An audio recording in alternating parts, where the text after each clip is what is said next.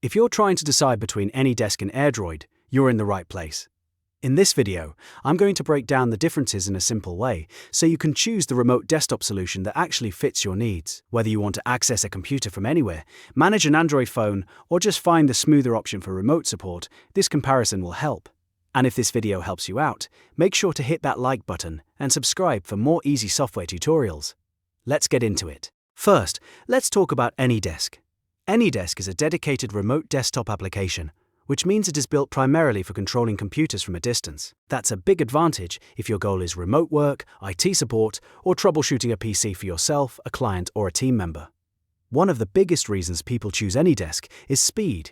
It is known for low latency and a smooth connection, which makes the remote session feel much more responsive. AnyDesk also includes useful tools like file transfer, unattended access, remote printing, session chat, mobile support, and cross-platform compatibility. That means you can connect between different devices and operating systems with ease. For example, you can access a Windows computer from a Mac, or manage a desktop session from your phone if needed. If you're a freelancer, an IT technician, or someone who works from different locations, AnyDesk is designed to make that workflow fast and reliable. Now let's switch to AirDroid. AirDroid started as a mobile device management platform, and that is still where it shines the most. Its main purpose is to help you manage Android devices remotely.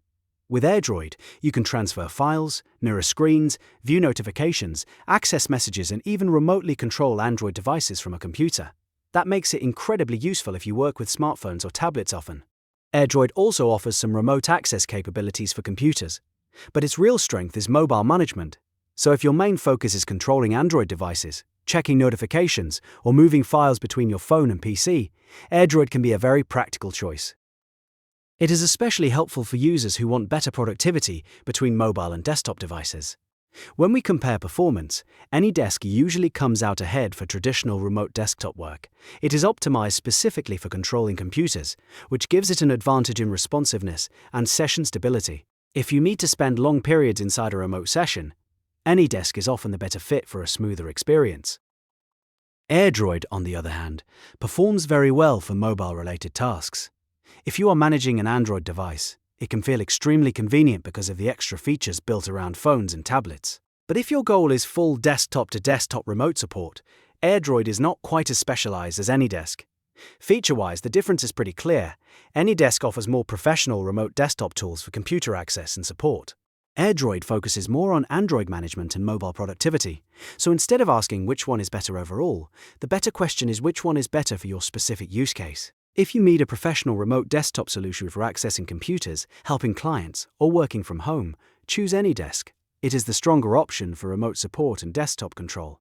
If your main goal is managing Android devices, transferring files between your phone and computer, or remotely controlling a mobile device, choose AirDroid. It is better suited for mobile-focused workflows. So the final answer is this.